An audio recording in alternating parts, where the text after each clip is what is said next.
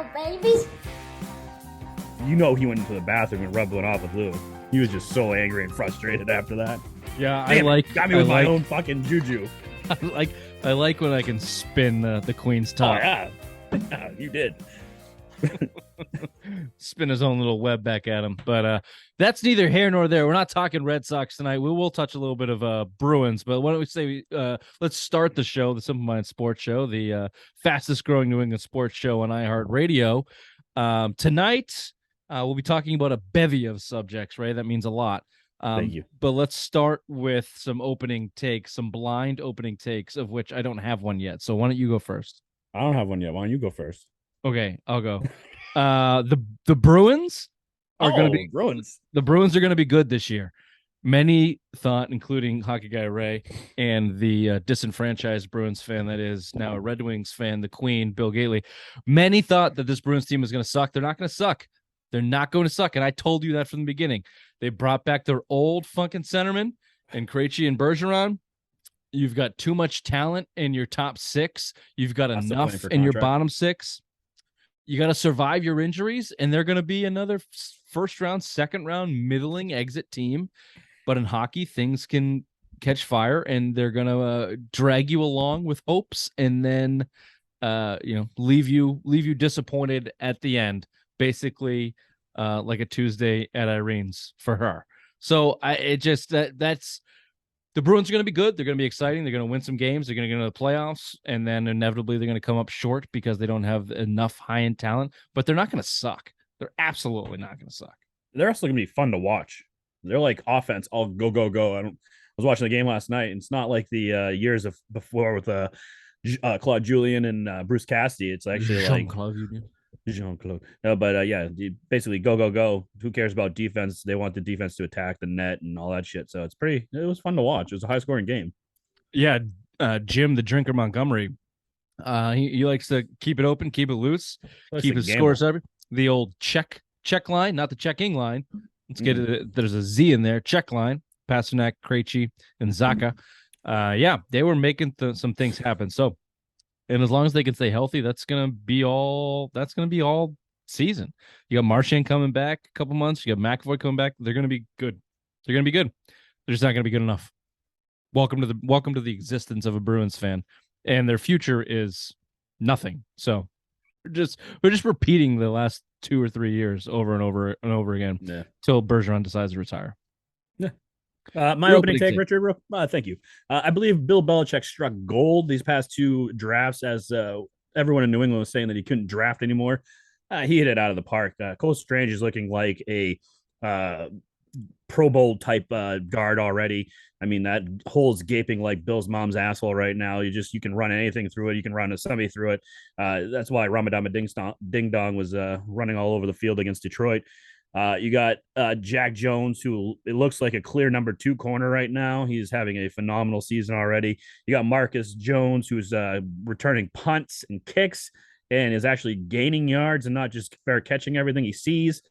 I just love it. I mean, this is going to be a fun team to watch, young team. And then next year, Bill can go out and actually address needs on the team instead of hoping for the draft. You can actually build around this core that you have. So I am very excited what Bill has done with that rookie class so far, and hopefully it continues this season. There's some impact players. Jack Jones is certainly an impact player. He's my favorite. Him and Judon are my favorites. You can toot. You like that signing. You knew nothing about his ability to play. You just like the fact never watched him play. It was reported that he was an asshole. And I loved it. Sign me up. And then, if you want to talk about Tyquan Thornton coming on, who looked good in camp, if he can produce in that wide receiver role, then didn't say anything about him because he hasn't done anything yet. Not yet, because he got hurt. That's his thing. Like, he's fucking tiny. He's probably just going to keep getting hurt. He needs to get on the but I'm with you. Barmore the year before. We can go back to that draft class. Who else came through that draft class that we liked? That was the Perkins and Ramadama Ding Dong draft class and Mac Jones. So obviously Ramondre Stevenson is a hit. Mac Jones, we'll see if he can get back on the field. That's subject number 1. Yeah, I'm with you. And if you follow Belichick's track record, we're not going to touch on this on the show, so we can flesh it out a little bit more. It's an ebb and flow of drafts. Basically, everybody's like that. Even the best GMs. But there was a lot of drafts that he missed on. That's what I'm saying. But he's just had the job long enough where it's like you do any job long enough. Like you start getting in your own head about the job that you're doing, try to do something different here. Like, I don't know, maybe got bored some years and tried to go a different route or wanted to shake things up and do something different. You know, I don't know. After 20 years in that same job, I think you look over the overall track record. He's as good as any other GM that has done it. It certainly look at everyone that laughed. They laughed at Duggar because he came from a D2 school. They laughed at Cole Strange pick. Oh, we could have got him in 161. What are we doing watching? Thinking he'd be available in 6th round. People are just laughing at him, all these mistakes. He's hit home runs. I think Kyle Duggar is another one he's impressing people this year. I mean, he's playing at a I don't know, Pro Bowl level.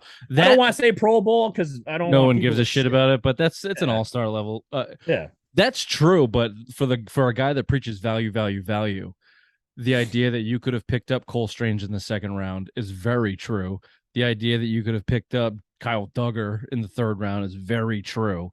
Yeah. And you could have got maybe another impact player who was actually considered to be a first-round pick. So, but what if he got like someone like a wide receiver that was going to be a bust, and we shit on him all over again? You know, so that's we laughed. Yeah, I get you. At the end of the day, who cares where you got him if they can play, right? So correct. Yeah. So yeah, you could parse it out on the value thing, but okay, fine. 4 weeks into the season, we'll give him a passing grade on the rookie draft picks. We'll see if they hit a wall. We'll see if the sophomore slump hits a wall with Barmore and the Mac Joneses of the world, Ramadama Ding Dong. Well, take Mac Jones out of it. Take him out. Okay, the leader of the Mac Jones of the fucking Zappe club. That's the opening takes. The show will consist of some of those topics, but the controversy that is brewing in Foxborough, the quarterback controversy. Show me your Zappe shirts on sale now. Go to simplemindsports.com for Show Me Your Zappe shirts if you have the Zappe fever. We'll be doing that conversation. We'll talk about the Pats versus Browns coming up. A little around the NFL. We haven't checked. We haven't done a quarter season done. Yeah, let's talk. I don't know if you have a power rankings on top of your head and put it in the email. Always. Every day I wake up and that's the first thing. I go, oh, morning boner, power rankings. Boom. That's it. Well, I wish I had a morning boner. 20-year joke. Bruins opener. Talk a little bit more about that. Celtics preview. Let's get your shitty take. Have you eaten that cum cookie yet from last year? I'm waiting for the cum. Got it. We don't finish bets on this show. And then Simplest Minds of the Week. So that's the show. Welcome to it. The Simple Minds Sports Show. Friday Rewind, October 14th. Nailed it. Welcome. Well, yeah, because you changed your fucking calendar over finally. It also just says it right in the corner of my computer that I say that to you all the time, but you get mad at me when I say that to you. You know what, Ray? I'm as a host, producer, writer, everything else of it. There's a lot of things rolling around in this stupid fucking brain of mine, and I'm working on no sleep and a ton of beer. So things don't always click. And if there's one thing I can forget that doesn't really matter, it's the date. And I do. So fuck you. If you're watching on YouTube, I got something troubling on my mind. I got something troubling on my mind. I got something blowing inside of. If you're watching on YouTube, you're welcome. You know what? You're welcome today. Yeah, you're welcome. You got a nice flannel. Good. It's very comfy. I'm very red-faced. Now you've got me more red-faced, but that's fine. That's fine. If you're listening on iHeartRadio, welcome to the movement. We're the #1 New England sports show on iHeartRadio and the self-proclaimed #1 New England sports show on iTunes. So welcome to that as well. Wherever you're listening to us or watching us, please rate, subscribe, review, click the like, subscribe, review, tell your friends, tell your mothers. As long as she's alive. As long as she's alive. Yes. Unless you have a connection. Ooh, I have a story. I love stories. I have a ghost story. It is Halloween. I have a very real ghost story. Oh, I'm intrigued. Maybe we'll save it for next week, or maybe I'll tell you. I don't know. We'll see how many beers I get through. Let's start with quarterback controversy. Bailey Zappe, Ray's guy. Show me your Zappe. We got Zappe fever. Got a Zappe for Bailey. 17 of 21, 188 yards and a touchdown, a pick against the lowly Detroit Lions. I'll give you the good, the bad on your boy Zappe. Why do you keep saying my boy? Are you not a fan of Mr. Bailey Zappe? Oh, I'll tell you what. You asked me this last week, and you and Roberto, who's having a child. Congratulations. Congratulations, Bobby. Congratulations, Bobby. You guys were heavy in on the Zappe, although I think I pulled Bobby back on that. I think you have a way with that. Everyone that comes on this goddamn show, Rich just fucking gets them to change their whole attitude and mindset. But me, I stay strong. I'm a wall. There's like never change me. You can tell where someone's. It is the Simple Mind Sports Show, so we level it all by intelligence. And if you're fucking dumb enough for me not to crack the egg, then you can hold on to your takes. Boom. You're just stupid enough to say whatever the fuck comes to your mind and not listen to what I'm saying. I can't mind warp you. But if you have a little bit of intelligence, then I can wrap you around my finger. That being said, Zappe showed me something against Detroit, against the worst defense in the league. I'm not taking his stats. I'm not taking anything else. This is the only thing I'm taking from this. I like the way he works the pocket, and I like the way he snaps that fucking ball out of his hand.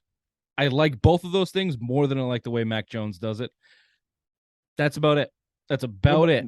What about the snap? The snap was late, and fuck you.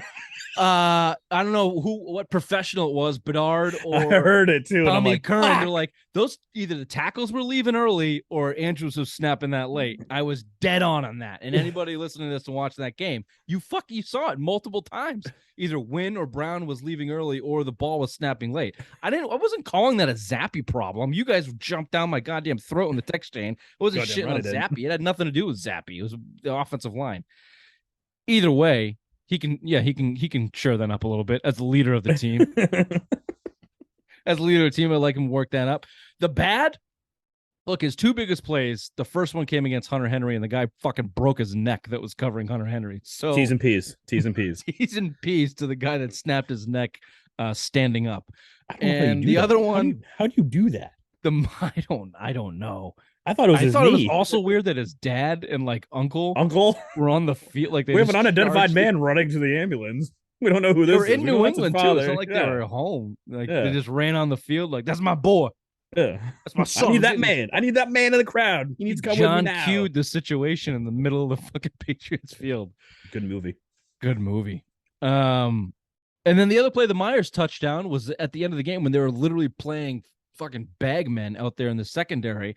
Every single defensive back the Lions pulled out there, who were second, fourth, fifth, sixth stringers to start with, got hurt. Who knows who was in the backfield when Myers caught that touchdown? It was a blown coverage, obviously. It's the NFL. And that was the whole game. The defense was so bad for Detroit. It's hard for me to really judge what Zappe did. However, the eye test tells me that pocket poise, the way he's stepped up, and I just like his release better than Mac Jones. I just like his release better. I don't know if he has a better arm or bigger arm, but I like his release better than Mac Jones's. I also like how a week of practice and a week of film showed him, hey, stop being scared of the ghosts in the backfield. Green Bay, that was what I was yelling at. I was yelling at the TV. He was just cowarding. Like, he thought the pressure was coming. He only got pressured twice against Detroit, Ray. I don't think he had any ghosts to worry about. But that's the thing, though. He looked confident in the pocket. He even scrambled outside of the pocket a few times for some gains. I mean, it looked better than Green Bay. A week of practice with the ones, everything looked better. A week of game tape. Now, what's going to happen with Cleveland? You're going on the road again. Let's see what happens in Cleveland. You got Myles Garrett. You got, who's that other fucking guy? Clowney. Clowney's there. I mean, so let's see. You got some good pressure on the defensive line. Let's see what happens this week. Yeah. I guess. The other part that helped Zappe, I think, he hasn't proven anything to me. I like those two things about him. I'll say it again. I'm with you.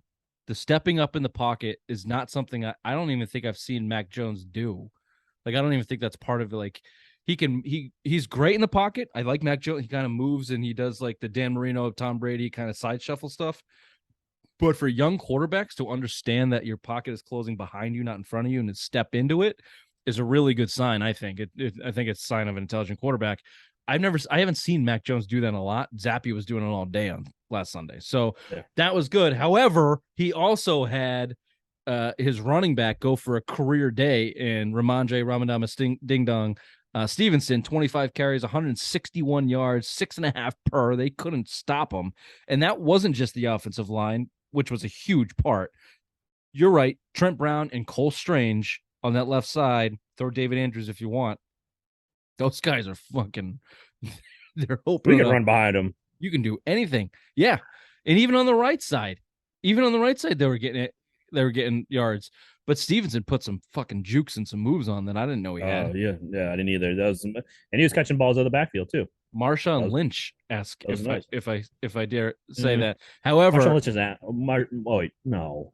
You think? I think he lacks that breakaway speed because that big run that he had, stumbling down. I'm like, he's gone. Like, oh no, he tripped on the 50. No, He's going down. He never got his feet back. And he never got, like, his speed never increased. Like, he's the fastest he is going through the hole. That's it. Like, there's no extra gear with him, which, whatever. If you're going to be that good on the offensive line and that big, you're fine. Yeah. That being said, it was interesting that he got that day because Belichick only dressed 2 running backs, one of which has a massive injury history, which reared its head again in Damian Harris, hamstring out in the first quarter, gave the opportunity to Ding Dong there to go for 161. And then our boy Jacoby Myers came back. I thought that was a huge part of the offense. 7 catches, 111 yards. He's your best receiver, caught the touchdown. He's your best receiver. There's no competition. He's the guy, chain mover, possession guy, reliable, knows how to get open. Undrafted, 4th. I don't give a fuck. He's your best receiver. Pay him. And Bill always says he's a 4th wide receiver on any team. Who cares? He's the best on this team. I mean, do what you got to do. Keep this kid. I mean, maybe he's not the best in the NFL. You know, he wouldn't be a number 1 on any other team, but for this team, he is the number 1. He knows where to go. He knows where to go in the zone, sit down, catch balls, and get first downs. That's all you need. A cautionary tale for Patriots players that do well here leave. Go look at the track record. J.C. Jackson. Oh, we're talking about any player. Sucks. He stinks. He stinks out there in San Diego /LA. Look what Jonathan Jones is doing as a number 1. He's looking like a Pro Bowl type corner. Yeah, say what you want about as much as we shit on the coaching staff. I think it's hard to look at take the whole sample size, even since Brady left, 7-9 with Cam Newton. They should have had 4 wins. Belichick is still a difference maker. He's still worth 2 or 3 wins a year, which is better than, I don't know, 95% of the coaches in this league, maybe more. Sean McVay was touted as the number 1 guy. His team can't handle a hangover. Yeah. So, I think Belichick is proving that he is, even at 70 years old and all of his faults and all the shit that we gave him for signing his fat boy walking nutsack there on the offensive side of the ball. Skinny Ray. This is the word you're looking for. No. He's still got it. I think he's still got it. Even on the defensive side, that defense looks like a top 5 defense. Toot that motherfucking horn, baby. Mac Jones. Wednesday practice was reported in full pads, had the knee brace on, had the quarterback foot flap. Also a little pet peeve for me. Get a Velcro, Mac. His quarterback sleeve, like, it's always flapping around. It just bugs me. Just get a little Velcro there. That's why I have tight underwear, because I don't want my nutsack flapping around all the time. Tight underwear reduces your sperm count, so I don't have any. Done. Gone. I don't care. The bigger story here is Mac Jones practicing in full pads. That knee brace indicating that he was taking some hits or potentially taking a hit. Is this your assumption, or is this what they're saying? No, this is from the professionals. When you wear the knee brace like that, it's not. It's to protect against a awkward angle when you get hit or pushed or there's contact. It's not just walking around knee break. Fucking knee terrible. It's on the other leg, you dumbass. So that being said, through 3 games that Mac Jones played, he has the worst QB rating at 76.2. He's got 2 touchdowns, 5 interceptions, 66 completion percentage, and 786 yards. I ask you, Raymond, and don't be an asshole. Give me some honest feedback here. Don't just show me your Zappe. I want 2 answers. Are you Mac or Zappe long term, short term? You ready? I'm Zappe now, but I would like Mac for the long term. And I think the whole Zappe fever that's catching all of New England is a good thing for Mac Jones because it lights a fire under his ass. Now you got a competition that that you can't just have one of these bad weeks because there is someone behind you now. Kind of like the Tom Brady and Jimmy G situation. When Jimmy G came in for that suspension for Tom Brady, they realized, oh shit, this kid can play. This kid could be the heir apparent to Brady. Well, guess what, Mac? There's a kid that can play behind you, and everyone in New England right now loves him. So come back, be sharp, be on your game at all times because you can lose your job at any point now. I hear you. I'm Mac now and moving forward for similar reasons. Bailey Zappe fever is a pumpkin walking. He's just one Myles Garrett fucking smash away from seeing ghosts and looking like a rookie in the NFL. He's a 4th rounder for a reason. He went to Western Kentucky for a reason. He played at Houston Baptist 3 years before that for a reason. He's small. He's not that good. He found lightning in a bottle here with the coaching staff and the environment and the opponent. Over 6 on 4th down opponent. And with your logic, if Mac Jones just waits it out until they reach, whether it be Cleveland or Indy, and you show up against a team that is relatively competent, and Bailey Zappe shits his pants, leverage right back in Mac Jones camp. So I think Belichick is pushing Mac's buttons, trying to get him out there to play. And after all the flowers we just gave Belichick, I'll roll with his judgment. I think he wants Mac to play. I think that's why he's putting the pressure on him because he knows Zappe's a pumpkin. He knows he's just waiting. He couldn't make the roster the first 3 weeks of the season. He got lapped by Brian Hoyer. They didn't even put him on the active roster. He sucked in the. But isn't the best time to have Zappe do this? This is the softest schedule for the Patriots all year. Yes, of course, and I agree. So this is like the perfect time. So let him get his confidence up. Let Mac get frustrated, get healthy, get 100%, and then bring him back when the games really count. I guess my point is I think it's already happened.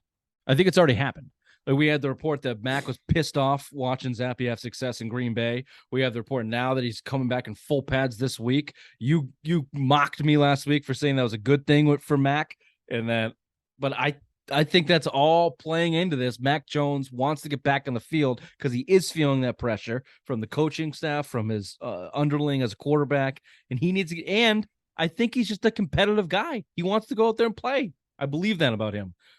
So I think what's best for him, the team, everything is he goes out there and play, proves he can play hurt. He has to have success. He can't have 5 picks to 2 touchdowns. He has to have success. That's still a big ass fucking question mark. He might just not be good. They both might not be good. But I think he's good enough if he can get back his head wrapped around what they're doing there. So my answer, short term, long term, get Mac back on the field as soon as possible. I've been consistent on that. Just get him back on the field. That's your starting quarterback. Let Zappe go. You just don't like that Mac cried when he rolled his ankle. Like a bitch. Like a soft little bitch. Let's throw it over to headlines with the obvious one. Thank you there, Richard. David Krejci doesn't skip a beat in his return to the AHL. The Bruins rout the Capitals 5-2. Krejci finished with a goal and assist. Rich's boy, David Pastrnak, 1 goal, 3 assists, and Bergeron also picked up a goal in the win. Controversy brewing down in Foxborough. Mac Jones was reported to have practiced in full pads and was listed as limited for Wednesday's practice. However, Billy Belichick may have a case of Zappe fever. The Patriots take on old friend Jacoby Brissett and the Browns in Cleveland on Sunday. The Celtics kick off the season on Tuesday the 18th versus the 76ers.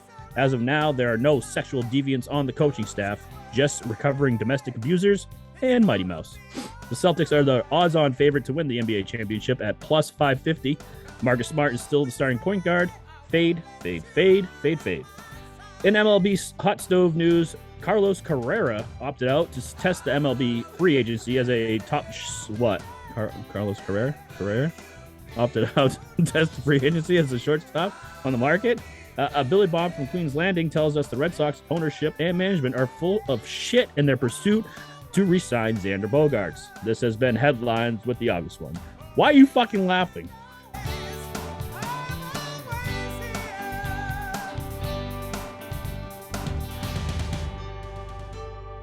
Carrera. That's what I said. It's like Corolla. It's I Correa. didn't say Corolla. It's Correa. You added an extra R. Yeah, just because it's Spanish. You got to add it. You got to roll it. Yeah, you don't speak Spanish.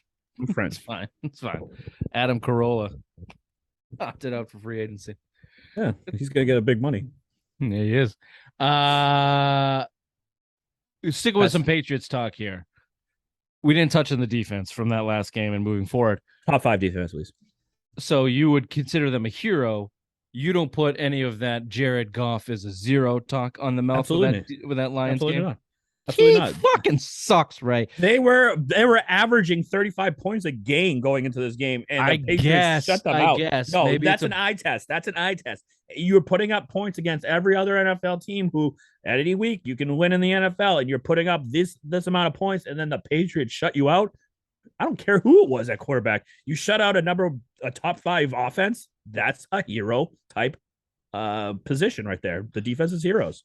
Look, I've been the top 5 defense guy from the beginning of the season. I got laughed at for it. I think they showed us something. I think they have playmakers. I think they have difference makers, starting with your boy, Jack Jones, Matthew Judon, the most sacks in the first 5 games of all time as a Patriot. 2 of them in that game against Detroit, 1 going for a scoop and score touchdown. You got the pick from Jack Jones on a terrible. I won't say it was it was a great. It was a fucking great interception. Great read by Jack Jones, but God, Goff floated that. He's just Jared Goff is a blockhead. It's no wonder McVay was telling him where to throw the ball in LA. Well, he was also trying to fuck his wife. Fine. Like, I can see that. Fine. Yeah, the numbers speak for themselves. This almost felt like an old school Patriots murder game where teams would come in. The perfect example is the Houston Texans in their Letterman jackets, where they were the next up and coming team. Game. They had everything going for them, and the Patriots came in, both in that day and age, defensively and offensively, and just shoved them in a locker. And then they went away for years. I would not be surprised to see the Detroit Lions go into a funk, specifically offensively, for weeks here. For weeks. Describe a funk in the Detroit Lions. I mean, you just said they were averaging 35 points before they came to Foxborough. If they go out for the next 4 or 5 weeks and average 17 because Belichick's still taking shits in their brain, I would not be that surprised. And that doesn't all go on Goff. That meathead, he chewed his own kneecaps off in this fucking game. His kneecaps. He chewed them all. His own kneecaps. Kneecaps. I'm sorry, Ray. You make fun of my Carrera. I'm gonna make fun of you, motherfucker. Suck it, bitch. I was waiting for you to fuck up. I was waiting for you. 0 for 6 on 4th downs. First time ever in the NFL. Ever. You went for it on 4th down 6 times. Every single time they could have kicked a field goal. Basically, they've got down. I think they crossed. It was like the 18, the 27, and the 25, 32, maybe? 45. Yeah, like all field goal range. But apparently, they didn't have a field goal kicker. That was the whole thing. I didn't know that. Bullshit. Their kicker was hurt. That's what they were saying. Yeah. Okay. Well, they didn't say that once in the television broadcast. No. Yeah. Okay. But everyone was saying that. You. Oh, you son of a! Now you're gonna throw the kneecaps on me? Fucking kneecaps over here, pulling out field goal kicker excuses. What are you now? You're the Kansas City Chiefs. You don't have a kicker. You can't just kick an extra point. No, fuck you guys. We'll get into this in around the NFL and these hardos not kicking the ball. That was just terrible coaching. They got lapped in the coaching degree, and Jared Goff stinks. However, the defense is legit. You got stout playmakers. I think that they have an attitude about them. I don't know I think it was Godchow. Maybe it was Barmore. Wise. I don't know. One of the defensive linemen were asked about the 4th downs. He said it's disrespectful. It's like we take it as a disrespect if you're going to go for a 4th down. Love that attitude. Love it. It's cheesy, but watching the Patriots for as long as we have under Belichick, the most successful defenses and teams have had that cheesy us against the world. You can't respect us. I'm not going to respect you type of attitude. So I think that's all positive. I think that's all positive signs. I still think against the best in the league, you need a legitimate left corner. And I think that this defense has proven that Belichick should try and make that move. Ooh, I think he can make a corner out of anyone, though. I think that's one of his. No. This is where your homerism gets in the way, you little fat bitch. This is where it gets in the way, okay? Because he didn't make Ty Law. He drafted Asante Samuel. I'll give you that one, but he didn't make Darrelle Revis. He didn't make Stephon Gilmore. He paid those guys. All those guys came in, and JC Jackson, what's he doing now? JC Jackson was not a top corner. He was not a top left corner, and he sucks now. He's a number two. Belichick can make a number two out of anybody. We can make number twos specifically on the. I haven't. I'm holding back a number two right now as we speak, which is basically my entire life. Aqib Talib, you had to go get. So no. You don't make number one corners. Number one corners make themselves, and you pay them their monies. And I believe this defense has proven that they should do that. They should go identify a guy and go get him. And then you slot everybody down a peg, and now you're cooking. Now you're cooking defensively. Okay, I like it. Pats versus Browns in Cleveland. Cleveland is getting a 3-point edge in this one, I do believe, for the home turf. So they're calling this a pick 'em. I have to believe they think Zappe's starting. I don't know how much of a difference that would make, but it's actually gone down to 2.5. Ooh, so the Mac Jones effect is coming into play there in Vegas. No, you had it right. It's still the Zappe fever that's running over the nation. Give me your predictions. I'm going to go 28-17 Patriots. Zappe, 3 touchdowns. 2 throwing, 1 rushing. Look at this fucking guy. Look at this guy. 0 for 4 in the red zone the week prior. Now all of a sudden he's throwing 3 touchdowns. He's going to be in the film room. He was already in the film room. He already knows what's going on with the Cleveland Browns defense. Sure. It's one. Hold on 1 sec. Don't do a Price is Right thing on me either, where you go fucking 1 over or 1 under. I'm not. I'm gonna go. I'm just trying to do the math. You're gonna go. Jesus Christ. I'm gonna go 22-17. That's basically Price is Right at you, but I didn't mean to. I'm gonna go 22-17 Patriots. You got another Nick Folk field goal game, and Ramadamas Ding Dong punches one in. Zappe has no touchdowns, 1 pick, 201 yards. Ramadama goes for 120.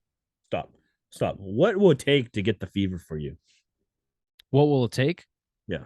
An eye test, pressure situation, 4th down, lead a team, come back. It's basically the Cowboys game from last year for Mac that they ended up losing, but they finally needed him to air it out. He did. He got them to win. Should have got him win. Aguilar dropped another ball. They fucker get him out of New England. Another drop from Aguilar. That type of performance from Zappe. Show me your nuts type of performance. Show me your Zappe. I don't think you're going to get that against Cleveland. I think Cleveland's not good enough to get that performance, so they're just going to play it safe. 3 field goals from Folk, touchdown from the running game, and they'll keep Jacoby Brissett and that massive offense in check, and just load the box for Chubb. Let Jack Jones go grab another one. Good. That's all I want is a win. All right. Quick break. We'll do Around the NFL with Dr. Big Mac and his power rankings.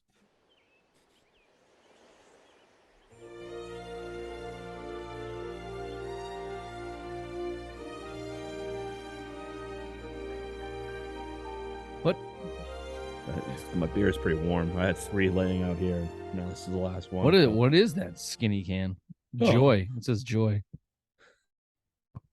I bought it. My parents had a 30th wedding anniversary, and that's what all those gray heads drink. So I fucking bought a 30 rack. They didn't fucking touch it, so I just had it here. I'm just drinking it. I don't give a fuck. 30 years for the old man and Irene, eh? Yeah, that was 30. Wait, no, 40. Fuck, 40. It's 40. It was 40. It was a 40 anniversary. I passed my congratulations along. Around the NFL. I don't know where I was going with that. Around idiots watching this. I felt like this year started off really well, really good. Like the first 2 weeks, there was some like enticing games, some good football. I feel it's gone downhill the last especially few weeks. Tonight's game. Did you see who was playing tonight? Thursday night NFL football. got that wrong. Chicago and Washington. Yeah. Yuck. I probably will throw it on for like 3 minutes and then turn it off because it's gonna be bad. Yeah, it's gonna be real bad. And Carson Wentz, I guess, supposedly has a torn bicep. Maybe that's why he sucks. Sure. Yeah, sure. I'm not even talking about that. I'm talking about the 4th down and 2-point conversions that are going on in the NFL. Driving me insane watching it. Couple examples. The Chargers going for it at their own 45, up by 2 points with 1 minute and 11 seconds remaining. Their opponent, the Browns, had 0 timeouts, and they were led by Jacoby Brissett.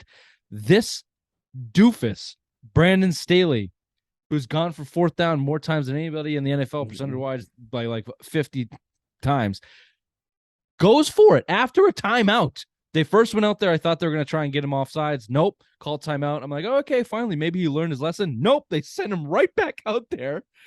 And everybody has the same fucking excuse. Well, we had a nice play. We were really confident in the play that we're gonna line up and thought it was gonna. Dude, just kick it.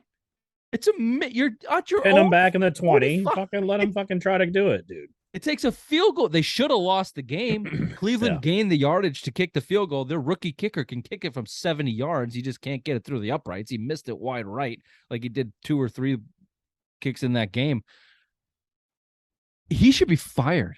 He should have been fired on the spot for that's his whole MO. Like, that's his whole DNA of coaching. Go for it. Well, how's that worked out for him? They missed the playoffs with one of the best young quarterbacks in the league. It's not 4th and 2 against Peyton Manning. No. Like, it was Jacoby Brissett. Yeah. Dude, no timeouts. What a stupid call. Then you had, as we discussed, Lions 0 for 6 on 4th down. The first one coming on the first drive in field goal range. And then you had the 4th and 9. How does that affect your offense, though, knowing that you can't pick up a 4th down? Oh, like, how we were talking about, like, a confidence booster for the defense, that's disrespect. How does that put on the flip side? How does that feel for the offense for the Lions? Demoralizing. Yeah. We can't fucking get a 4th down to save our life. Absolutely demoralizing. And then the other side of it is the defense doesn't think that they have confidence in you. So, like, it's just stupid. And those Lions 4th downs, the first one, you could have just kicked a field goal. The second one, it was the 4th and 9 sack fumble. Now you're down. Instead of going down 6-3, now you're down 13-0. Just stupid, in their own heads, playing in front of themselves, just dumb shit. And then the Bengals and the Ravens game. This was the 3rd quarter. The Bengals failed to get it in the end zone at the 2-yard line and decided to go for it. The score was 13-10 in the 3rd quarter. They lost the game by 2 points. Just kick the field goal, tie the game. Tie the game. It's the 3rd quarter. There's a lot of people in Cincinnati that want Zach Taylor out. They're like sick of this shit. It's the I don't know if it's the analytics creeping in or it's just this wave getting too far on your head. Just points are good. Points are good. Yeah, as long as you're getting plus, you're good. You don't want to stay at the same 0 mark all the time. You want to gain in the favor of your team. I'm stupid, and I figured that's some that pretty shit out. simple math right there. I do that in Madden all the time. Wait, I do that in Madden all the time when I'm in franchise mode. No matter what, I kick a field goal. Kick the field goal. I don't go for it. I kick the field goal. These coaches are acting like it's Madden. They're coaching their teams like Madden. Oh, yeah, actually they are. Yeah, you're right. I take that back. You're right. Especially these 2-point conversions. That Kansas City Las Vegas game, dumb on both ends. Kansas City scores. They go up by 6. They go up by 7, and they decide to go for 2 with how much time? 5 minutes or so left to try and make it a 9-point game, technically a 2-possession game, as opposed to kicking the field goal, going up by 8, and making the Raiders score twice. You got to get a touchdown and 2-point conversion just to tie it. Just to tie. And then you have Patrick Mahomes, where if they tie and you get the ball back, you're probably going to score anyway. Guarantee going to score, yeah. So you go for two. You Andy Reid, you dope. They miss it. Now you're up 7, and you get a chance, and you give them a chance to come down. And guess what? Raiders came down and scored a touchdown. What does McDaniels do? Goes for 2 with 4.5 minutes left. This is the key. If there was a minute and a half left, and you're giving the ball to Patrick Mahomes, and a field goal loses you the game, okay, I can see maybe going for 2, going for the win under 2 minutes, something like that. 4.5 minutes. There's not enough time for the Chiefs to salt the game away and not score at least a field goal. In 4.5 minutes, they're going to gain enough yards to get into field goal range anyway. So either the outcome's there, you kick the field goal, you tie the game, and the Chiefs come down and they play it conservatively because you have overtime on the table, and maybe they get a field goal with a backup kicker that they don't believe in, or they let it go to overtime, or you get the ball back and a chance to win.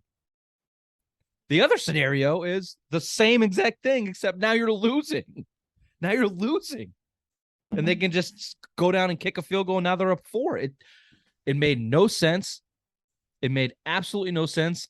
And even to their credit, they got McDaniels and the Raiders got the ball back, and they still couldn't fucking convert. Yeah. Devontae Adams in his $30 million hands couldn't make a catch on the sideline. Derek but Carr, he could push some photographers down. We'll get there. Will we get there? Is that that's in Simple Minds, I think. Yeah, just frustrating football to watch. Any final thoughts on that before I have? Oh, I'll give you another frustrating thing to watch. The roughing the passer, another one in that game. That's frustrating to watch. Like, how do you expect to tackle a quarterback? Put a flag around him. That's how you solve this whole issue. Play the Chris Jones play in that game where they called him landing his full weight, the Aaron Rodgers rule. Yeah. Full weight on the body. That was stupid. He didn't even put his full weight. He took the ball from him, caught himself with his other hand on the ground and rolled off of him. Didn't even put from the back end. From that angle, it looked like he fell on him, but he didn't. So if you're going to, there's 2 things. If you're going to, and this is all because of Tua. Yeah, you had the roughing the passer from Brady on the whip play. This was all reactionary from the Tua injury. And not even the injury, the mismanagement by those scumbags in Miami. Well, even the Jared Goff roughing the passer was fucking ridiculous. Good catch. Thank you. He fucking got headbutted in the chin, and they called it a fucking roughing the passer. Yeah, that was bad. If you're gonna do that, 2 things need to happen. You can't allow the Mahomes of the world and the Josh Allens of the world to break tackles. You can't let them helmet catch, Eli Manning helmet catch. Once they're in the grasp, quick whistle, you got to call it. That's the only way it's fair for the defense. That, and it has to be reviewable. If you're going to review, that's what I was going to say. You have to be able to review that because everybody in their right mind, when they saw the other angle of that play, went, "Oh no, that's not roughing the passer. That's not roughing the passer." He took the ball from him. Yeah, or make it go from like it comes from New York. Hey, here's a buzzer. That's roughing the passer, or just it's fine. Let it play. And they were supposed to do that this year. They are going to New York, and it is a little bit faster. It's a little bit cleaner operation. It's just not in the rules that you can review roughing the passer or judge. It's just ridiculous because, Tua did the radio thing. We get it. He probably won't play the rest of the year. But Jesus Christ, don't take the rest of the product down with it. Of course, so that's a reference to the wonderful performance by Cuba Gooding Jr. and radio. In his Riri hands. Let me ask you a question. Are the Giants good? They get a win? I think so. 27-22. Are the Giants good? 4-1. I mean, the eye test, they look good. Saquon's looking like old Saquon. Daniel Jones is looking like a decent, not great, not good, decent quarterback. I think they're good. I think they're a good team. Toot. Gave you that one. Brian Daboll. Who would have said the AFC East was the best division in football this year? I don't think the AFC East is the best. NFC. Oh, NFC. I said, get the come out of here. I don't think I don't think there is a good division in football right now. It's very scattered. I'll toot that again. The whole league is wide open, man. wide open. Are the Giants good? I don't think they're talented enough to be good, but 4-1 is 4-1. And to your point, Saquon Barkley, yes, he is talented enough to be very good. And Brian Daboll making Josh Allen from a cross-eyed fucking rockhead into an MVP. You can take this Dookie in Daniel Jones and make him for a year. Just for a year. That's all you need. Just for you. Just make him okay. And he's got wheels. Like they can do some stuff with him. Yeah, and I don't trust that division. I don't trust the Cowboys. I certainly don't trust Washington. So they can get some easy wins and compete with Philly there for sure. So I guess you have to say Dallas 4-1, Giants 4-1, Eagles 5-0. That's a good division right there. Dallas is fake 4-1. They stink. Mike McCarthy is just waiting to. You don't like backup quarterbacks. That's what you don't like. I get it. Now it's all coming together. No, I don't have a problem with Cooper Rush. Mike McCarthy? You don't believe in Mike McCarthy? He's going to throw up his baby back ribs right when they need him to fucking be what he is. And when Dak Prescott comes back, watch him go into a slump because they paid that guy $40 million. And guarantee they'll go into a slump. You trust the Cowboys? No. Especially with this Jerry Jones. What? Who's coming out of Washington? Who was? We'll get to that too. Before we do that, I have another question for you. Are the Jets good? No. The other New York team. No. I mean, Zach Wilson came back. You played the Dolphins, who were down to their third string quarterback. Not everyone has a Bailey Zappe on their team. Yeah, I think it's Skylar Jones. It might be a stripper name, but I know it's Skylar something or other. No, the Dolphins stink. If they don't have Tua and they don't have someone that's reliable to give Tyreek Hill the ball, I don't think Tyreek Hill played. He got hurt too, right? The Dolphins. I want everybody to listen to this very closely. The Dolphins are a trash organization. And when you are a trash organization, there's nothing you can do about it. You inherently suck. And that's the Dolphins. Bad things will happen to you. Bad things continue to happen to you because you are trash. And you bring it, you've spoken that into the universe. I am Dolphin. I am trash. That's it. So are the Jets good? No. All they did was take out the trash. The Dolphins are trash. And the Dolphins aren't a fish. Is Carson Wentz the worst starting quarterback in the league? I say this, take a second. I'd say this coming off their loss. Who'd they lose to? Either way, they got it down to the goal line, had 3 cracks at it to win the game. Carson Wentz throws an interception. There's one of the most scatterbrained, panicky interceptions at the goal line I've seen in a long time. Very classic Carson Wentz, kind of similar to what he did in Indy on the other goal line for last year before losing to the Jaguars to miss the playoffs. Carson Wentz, is he the worst starting quarterback in the league? Since you said starting, yes. But if you said quarterback that has started this league this whole year, I would put Mitch Trubisky in that conversation as well. Who lost his job? His job to small hands Kenny Pickett.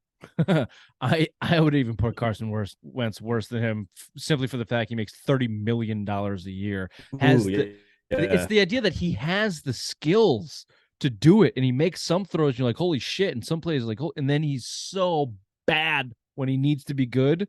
It's like it makes it that much worse. No, it's funny too. He was going to be an MVP until he got hurt. Remember that year? Yeah. Then he got hurt, and the Eagles won the Super Bowl. That doesn't leave you. That's a hangover that will stay for the rest of your life. Speaking of hangovers, nice segue there, Doughboy. Rams cannot handle a hangover. I go back to this year. They won last year, the Super Bowl, obviously. And this year, they just don't look right. And then against the Patriots, the year that they lost against the Patriots in 2018, they came back in 2019 and missed the playoffs, I believe. Sean McVay and his dime piece of a wife party too hard or whatever. And LA, maybe it's the LA genes, they cannot handle that Super Bowl hangover. I wouldn't be surprised if they missed the playoffs again this year, even with all that talent. Did you see the report about OBJ coming out saying they're not offering him enough monies to come back? So, yeah, you bought yourself a Super Bowl, but now you're in financial ruins and you can't afford to bring any more stars back over there. So, have fun with that. Yeah, and they shouldn't try to rebuild with that. You have no draft picks and you have no money. Good luck. Yeah, suck it. Matt Rule fired. First coach fired of the season. 11-27 as head coach of the Carolina Panthers. I don't Who have should an be opinion relegated? They should be relegated. Yeah, Carolina Panthers are a shitty organization. Like, I hope the XFL takes off and like is a good minor league system that they can actually start relegation. Let the NFL be the first American team or sports organization to start relegation. I'd like that. And they should, because there's some garbage. There's some garbage organizations out there. Panthers are one of them. Our trip down there was. I had fun. I had fun, but so uninspiring from a opposing fan base. Just nobody took brought over the whole anything. fucking. We took the whole stadium over. Yeah, it was just There's so many Patriots fans there. There's no Carolina no fans. one gave a shit. That's college football country. It always will be. They just they can't break into that. No. Daniel fucking Snyder. The latest news on Dan Snyder, the man that won't die. We found out a snippet into why he has come on and said he has dirt. Just outright said, if I'm reading that correctly, balls on that motherfucker. He has dirt on Jerry Jones and Roger Goodell in ownership of the NFL. They can't fuck with me. It almost makes me respect him. Bill's on Team Snyder. Bill jumped on Team Snyder after reading that snippet. It's the worst kept secret, though. Like, obviously, everything that's gone on there, the only way he's been able to keep that team is because he has dirt. And he must have worked to get that. Like, he must have read the tea leaves and years ago knew that this shit was coming down the. So he went out and spent some money, hired some people, got the dirt he needed on the right people. Maybe that's how the Kraft HJ situation slipped. He wanted to test his powers. That was a Dan Snyder leak. Let's start that. Yep, I like that. But what does he have on Jerry Jones? We had some interesting takes today on the. Here's what it's not cheating on his wife.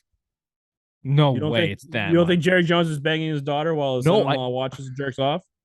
That was my thing. Incense is definitely worth the dirt not getting fired. But cheating on his wife? No fucking way. No way. She knows that. She doesn't. Is he even still married? Like, the guy just goes out on, like, he spent all COVID on a boat with horses. Like, that's what he did. That's what he quarantining. He was quarantining. He was quarantining. Ooh. You like that? I like it. T-shirts out the ass right now. I know. Dan Snyder. Yeah. Do you want to do a quick? We're running late. Do you want to do a quick? I won't berate you. Just give top me five. I'll give you top five. No, just go 10, and we'll discuss top five. But just go. Give me Dr. Big Mac's 1 through 10. I'll write them down. I'll give you my notes. Okay. You ready? Yeah. Start with 10. Number 10, I have the New York Giants. Number 9, Packers. Number 8, I'll throw the Chargers in there. Number 7, Cowboys. And number 6, hold on, I have a text message. At number 6, give me the Ravens. At number, what am I at? 6 or 5? 49ers. 4, Buccaneers. 3, Vikings. 2, Kansas City Chiefs. And 1, oh no, take one of those out because I want Bills at 2 and the Eagles at 1. Eagles 1, Bills 2, Chiefs 3. That's what I have for top 3. So the Giants fall out of top 10. Thank you. Even though they just beat the Packers. I don't believe in the Packers anymore. I think you almost lose to Bailey Zappe at home. You son of a bitch. You know what? Let's just go on. Well, let's have a quick break because you're making me mad with this Bailey Zappe hate speech. Quick break. How dare you?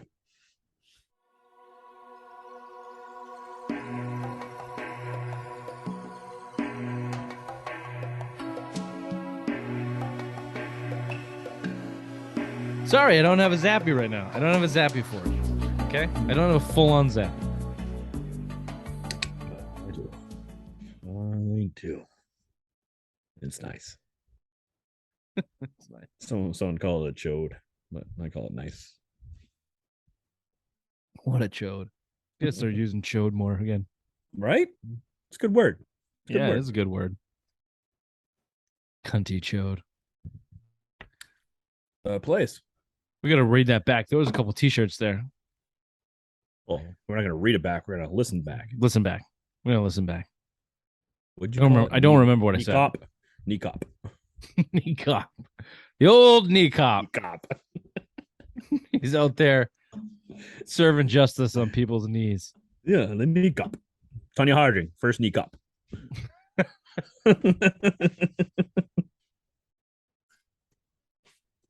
Yeah. She was like, she would be like what ICE is to police, like the government division of ICE, where they go out and just like beat the shit out of immigrants and put them on boats. Allegedly. That'd be the Tonya Harding of it. Like we would need a more mundane version of that for to be a cop, to be a knee cop.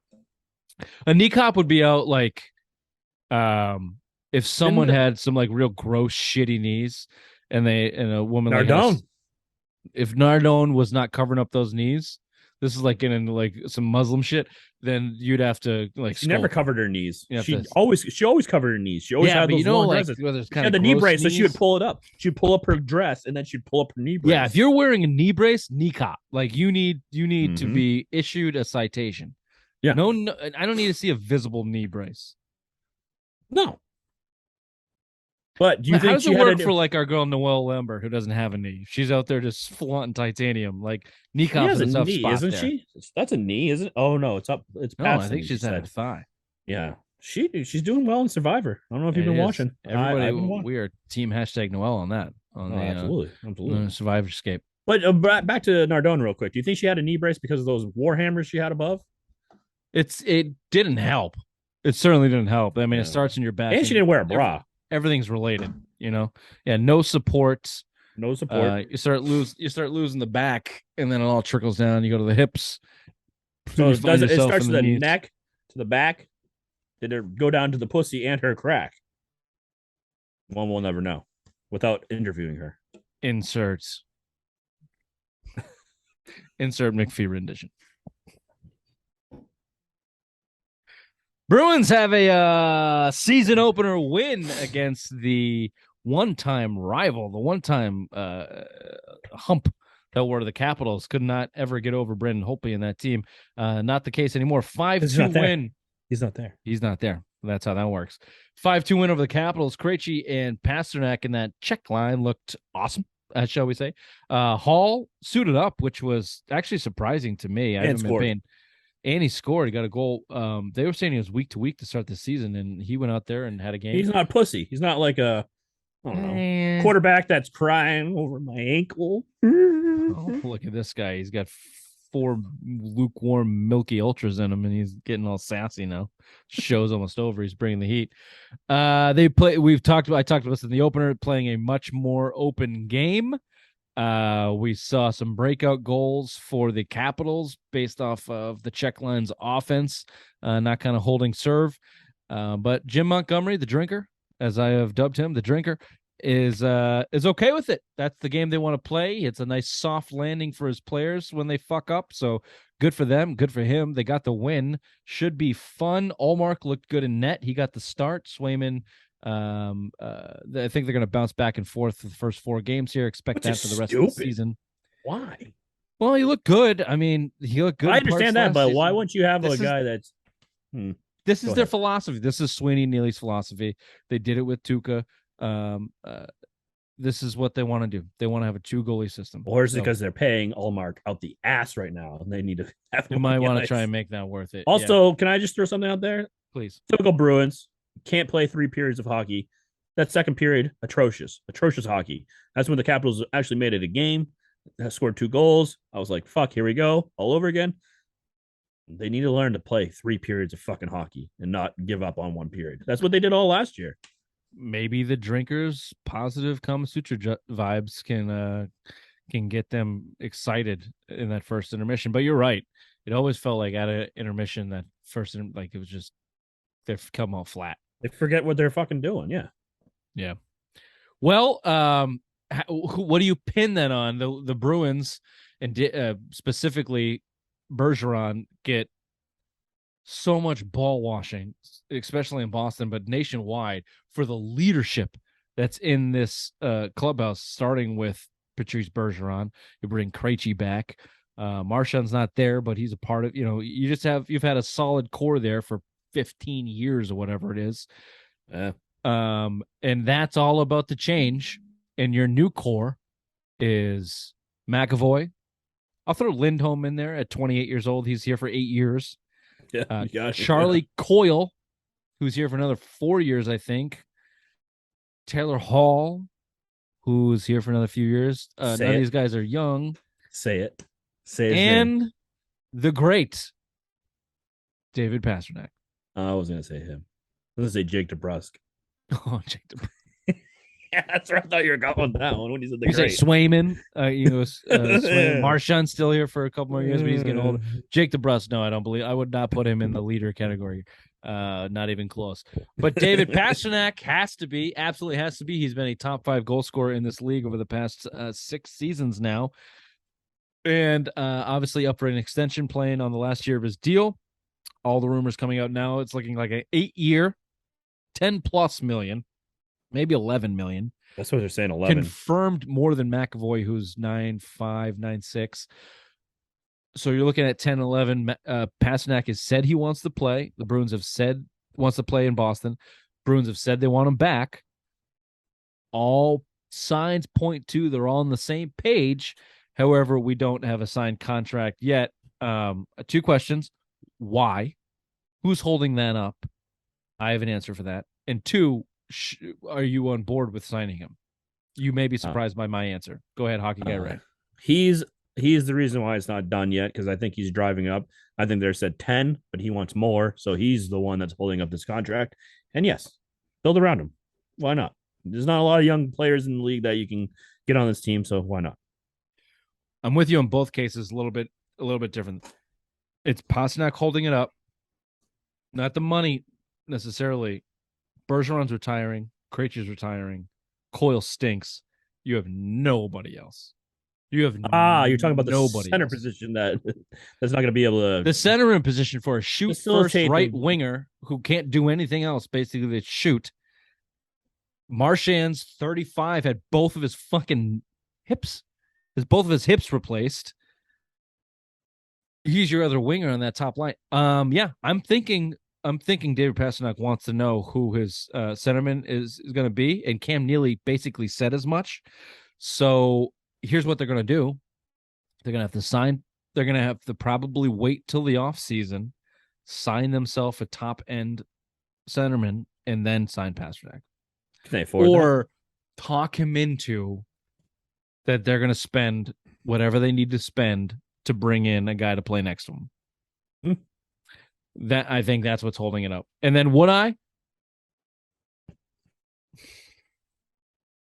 We all know my I would. Where you're looking for a little hate. Strong. Hates a little strong. No, when it comes to him, no. I have been hard on David Pasternak's production in the playoffs. And his tummy injury that kept him out, and whatever else holds him back. Rollerblading incident, rollerblading, and missing COVID, and stacking up points in meaningless playoff games, and being a 0 in meaningful playoff games. All of that is true. However, because of the position you're in as an organization, because of Don Sweeney and the lack of depth, and this kid being still 26 years old, yeah. And the TV money that's coming to the NHL, which is going to make $10 million, not look that bad in a year or two. Yeah. Absolutely you sign him. You have to sign him. You have to sign him. If nothing else, to trade him 2 years from now. You have to sign him. Can I ask you a question? Please. If Bill actually made the show tonight, would you have said this? I would have played it by ear.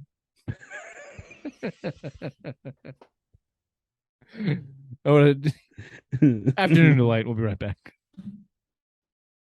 See how cunty he was. Be like, fuck you, Bill. Yeah, see how much he pushed back on me on the stats in the past night. Yeah. And then I would have. Would you sign up? Fuck no. I would have kind of come up with a firm reason why not to, and then just waited for him to agree with me. Yeah. No, because he would have changed his whole tune. Absolutely. I don't know. He's been pretty steadfast in the past night thing. Although I don't think he believes it. I just think he recognized it as a point of contention with me, and he needs.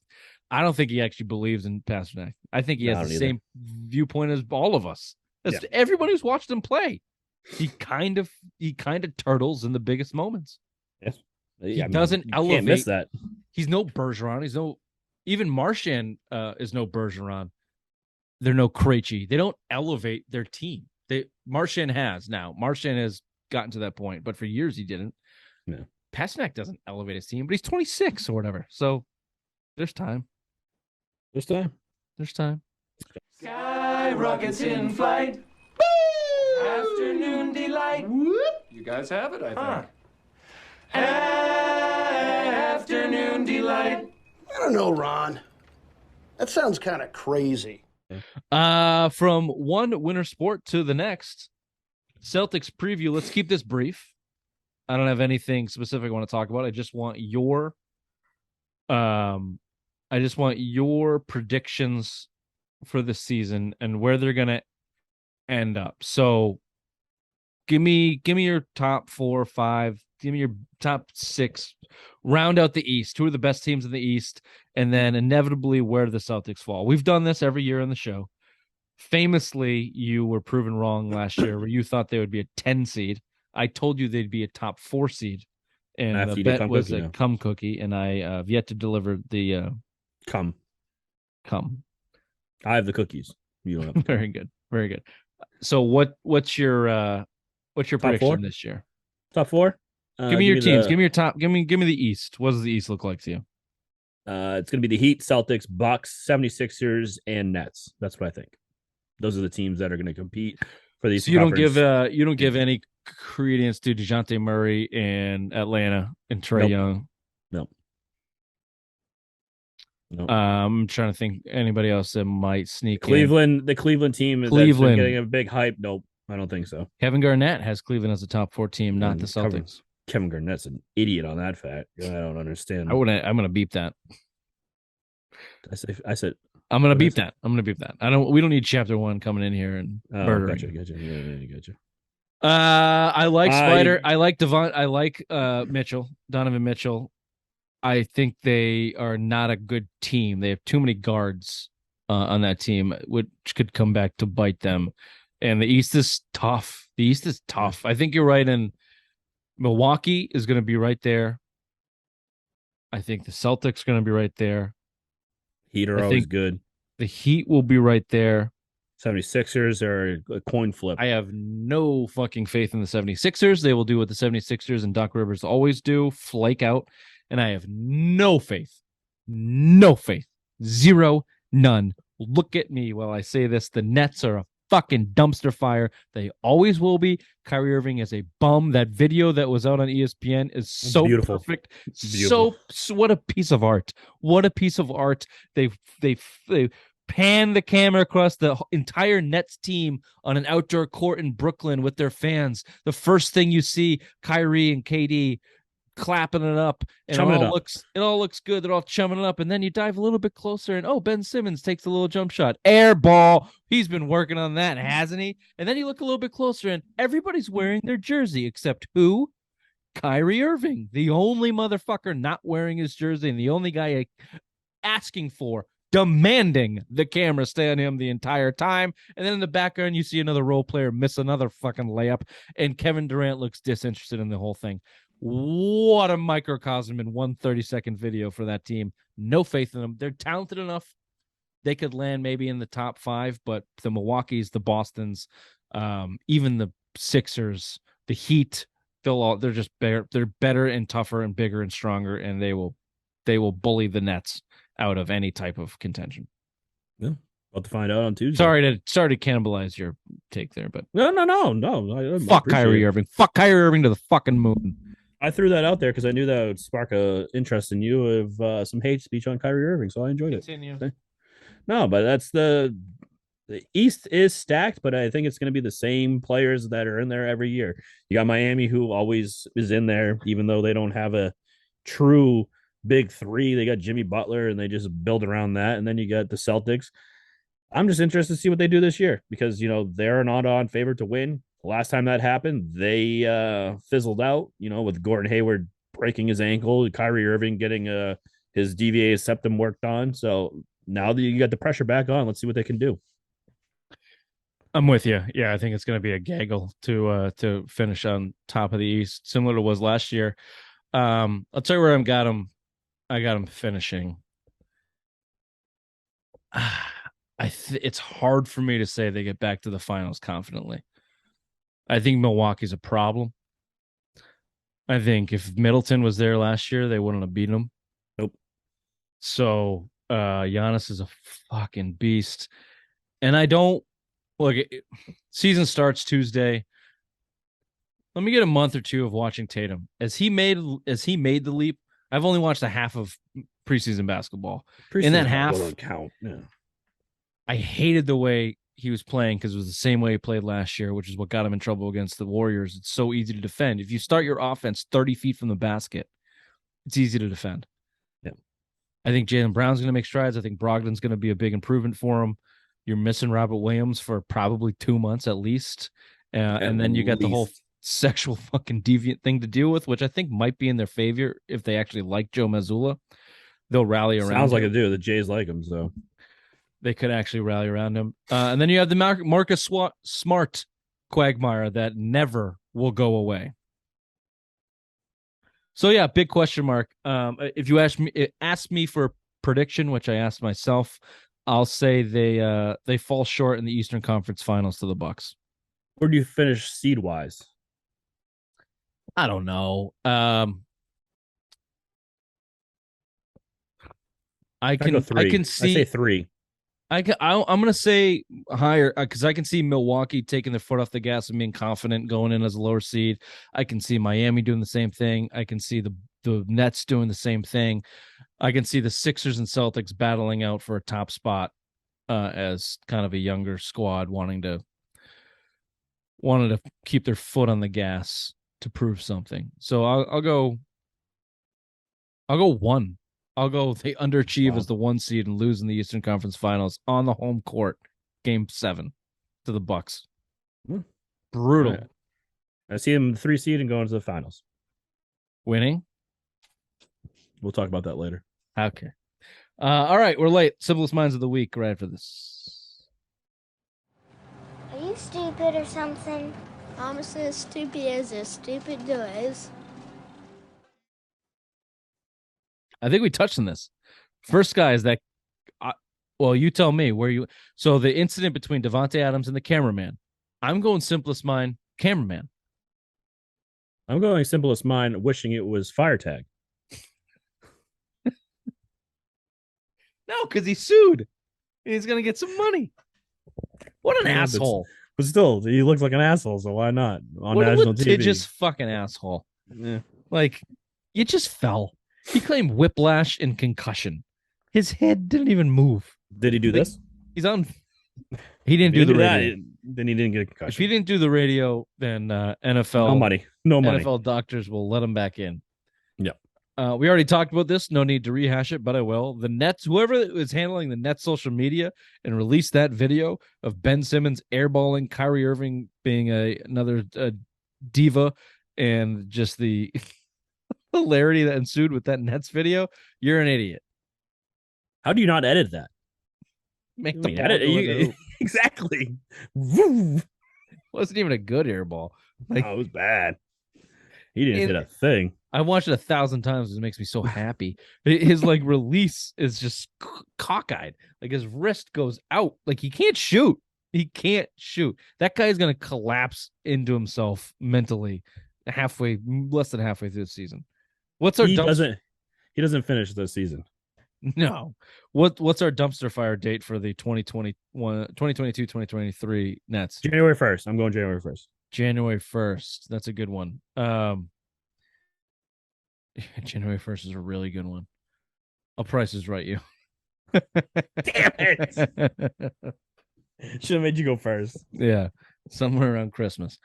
All How about Mets fans? Mets fans. No, I feel bad for him. I mean, do have you too. seen Frank the Tank videos on social media? Oh, I feel bad for that man. 101 wins for the Mets, and they get stomped out by the Padres. Just I love how he has that rubber around his neck, so he's always chewing on something. Chewing on it. So his heart doesn't stop. Yeah. I feel bad for the Mets fans. Yeah. You got those cunt Yankee fans right across the city that are just puffing their chest out that they're going to win it all now. Yeah, there's a piece of me that feels bad. It feels bad. There's also a piece of me that just laughs. Well, of course. But what the thing about Mets fans is I don't think any of them said it's our year. Like they know. They're very similar to Red Sox fans 20 years ago. Like Frank the Tank predicted this when we interviewed him. Yeah, no, it's like they're gonna lose. This was like he was like Nostradamus. He did the when we talked to him, it was the very beginning. It was right at the collapse of the Braves coming up on, and they just couldn't stop winning. We're gonna lose. This team never fucking loses. I put MLB owners here, and I don't really remember why. Because they're all money grabbing whoas. Oh no, I didn't mean to put owners. I meant to put umpires. That's why the the frisking of Joe Musgrove. Joe Musgrove. Yeah, baseball. What a bunch of jerk offs. Hilarious. Well, that whole series was a joke. You know, the Mets knew they were going to lose, and then they're trying to throw it out there. It was 4-0. Oh, let's search them now. It's like, come on. Yeah, Showalter. That's a Bush League. Take a baseball. Very Bush League. Very Bush League. You're down. You're losing in the series. You're losing big in the game, and you go out there and try and spark something with a cheating allegation. Very Bush League, and then for it to backfire as badly as it did, checking his ears and all the shit, and he dominates you. I was waiting for the pants to drop. Waiting for the pants to drop. City. Oh yeah. Who did that? Scherzer? Was it Scherzer that last year when they first started took his belt off and just dropped his pants? Here you go. What do you want? Shit on him for that. Rightfully so. Well, let's see. The rule changes are coming into play for baseball next year, so we'll see how that affects. You got to give it a couple years. Maybe it'll make some men out of these pussies. Some of these MLB fans aren't going to have a couple years to see if it's going to take effect. That's true. And hopefully one of them is no longer with us to see the end of it. Bill? Yeah. This has been the Simple Mind Sports Show Wednesday. Nice job, Kneecop. Dumbass. Oh, it's so cocky at the beginning of the show. Nice. Fucking Wednesday. No, it's Friday. We're not October even recording 14th. on Wednesday. Well, Friday. I said Friday Rewind. You Simple did. Mind Sports Show Friday Rewind, October 14th. Bye-bye. Bye-bye. I love the confidence that you just had. Don't worry, beep it out. Take it.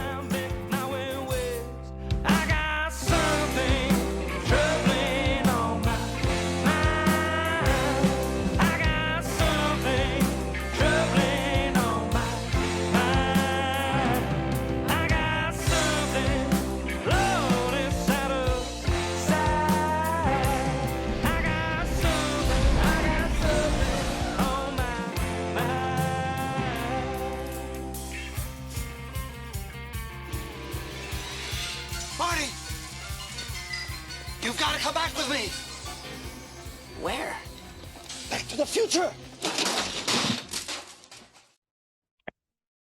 Richard. Hello, Raymond. It's so great to see you. I don't know if I believe you. You should, because I never tell a lie. I believe that. I believe you're an honest man. I tried to be. Which is why, although maybe you're quick to forgive. I feel like you're before we go any further, connect your microphone, please. My microphone is connected. Oh, it doesn't sound right. It sounds echoey. Really? Sounds like you're on, like when you're moving around, it sounds like you're on computer audio. Oh, please. Genius. Just a fucking genius. You know, just Got a big old brain, small old dick. Just genius. That That sounds so much better. I'm hard now. that should be the next great rap song. Small What's dick, that? big brain, fucking genius. Don't fucking say the lines too much because people are gonna copyright that shit. Gonna steal it. Gonna copyright before it gets out there. I feel like I made you angry this week in ways the Queen used to make us angry, and I apologize for that. Although what was really I didn't get angry. I did not get poetic angry. justice was I was not able to record at our normal time because of a scheduling mistake I made months ago, and then we had the Queen scheduled for tonight, and then the Queen does what the Queen does. See, I abide to the 24-hour rule. 24-hour rule when you're scheduling shit with other people. The Queen does not, which is why we call him the Queen, because we're on his time. The Queen abides. We're on his time.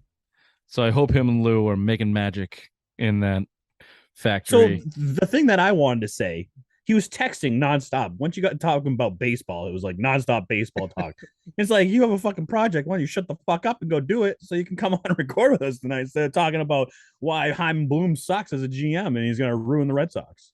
What was his final point on that? Chaim Bloom was you got worse him than Sweeney.